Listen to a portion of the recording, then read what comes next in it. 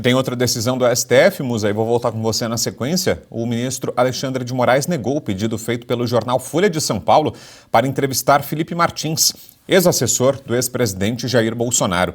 A solicitação foi encaminhada ao ministro em 18 de junho, quando Martins ainda estava preso. A justificativa dada foi a de que o jornal violaria uma das condições colocadas para a soltura do ex-assessor de Bolsonaro, que era a de não haver comunicação com outros investigados pelos atos em 8 de janeiro de 2023.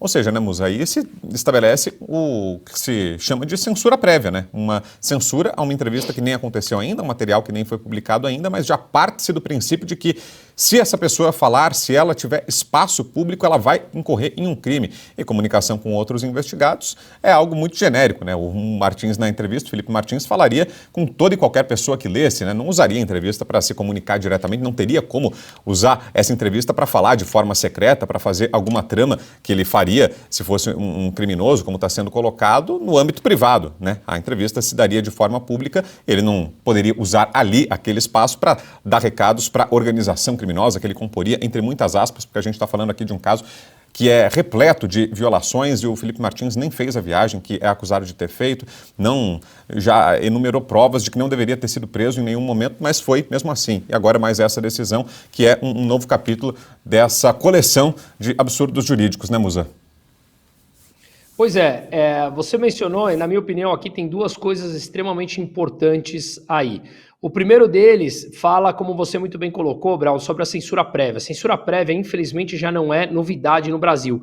Vamos lembrar que aquele documentário sobre a facada do Bolsonaro, produzido pela Brasil Paralelo, foi censurado previamente pela Suprema Corte Brasileira, quando ninguém, eu que estava também, participo ativamente da Brasil Paralelo, não tínhamos visto aquele documentário. Portanto, ninguém sabia o conteúdo daquilo e o ministro censurou previamente.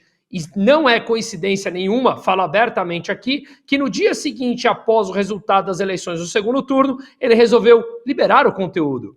Que coisa estranha, né? Não é estranha. É uma coisa arquitetada, realmente uma censura prévia, rompendo mais uma vez a Constituição brasileira. Outro ponto extremamente delicado aqui é que, veja, algumas matérias colocam, sim, há uma sustentação aqui jurídica, porque quando o Alexandre de Moraes permitiu a soltura dele, se não me engano, dia 9 de agosto, colocou que ele não poderia ter contato com essas e essas pessoas. O ponto aqui é que essa defesa ataca o sintoma. Ao atacar a causa, é o que você falou.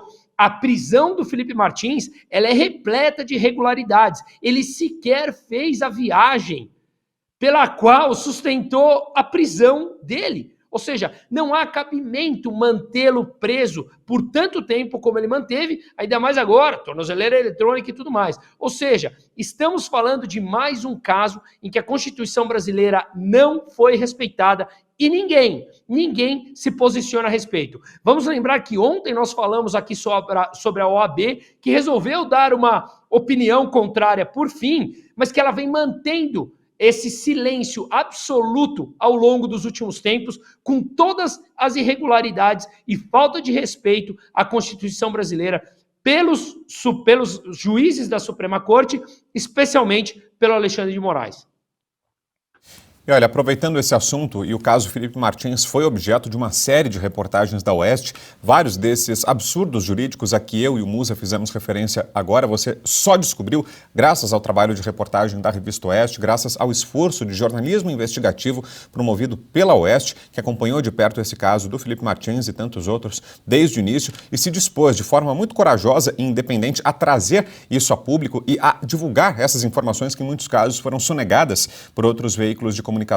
Aproveitando que a gente está tratando desse assunto agora, eu te convido a acompanhar um vídeo que foi preparado pela nossa equipe contando um pouco da história da Revista Oeste no último ano.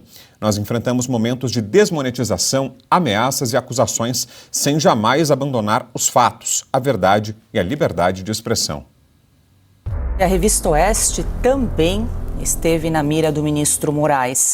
Em janeiro de 2023, Oeste enfrentou um dos momentos mais desafiadores da sua história. Recebemos a notícia de que nosso canal no YouTube havia sido desmonetizado. O motivo?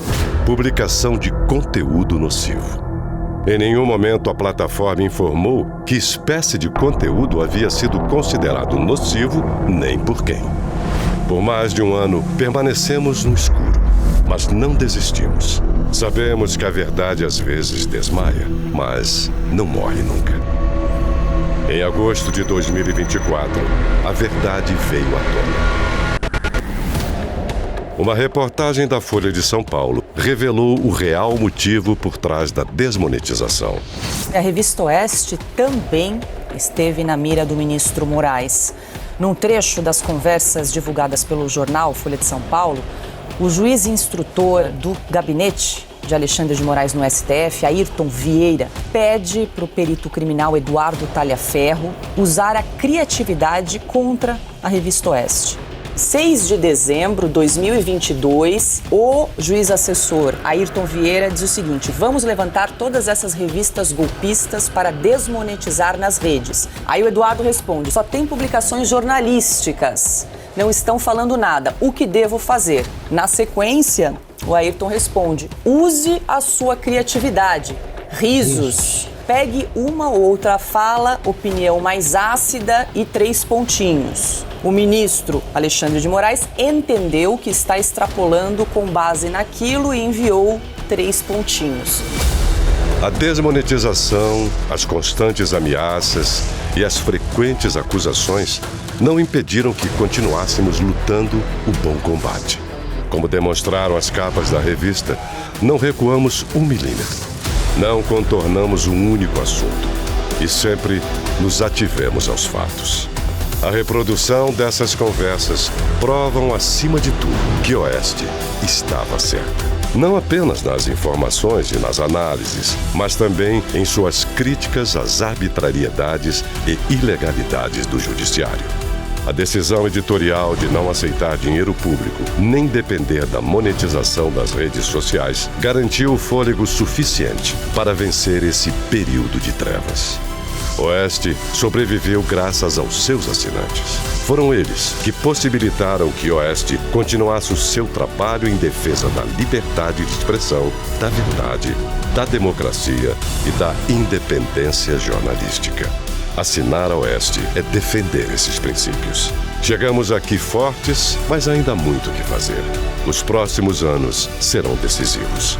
E nós só conseguiremos com o seu apoio. É por isso que precisamos de você. Faça já a sua assinatura.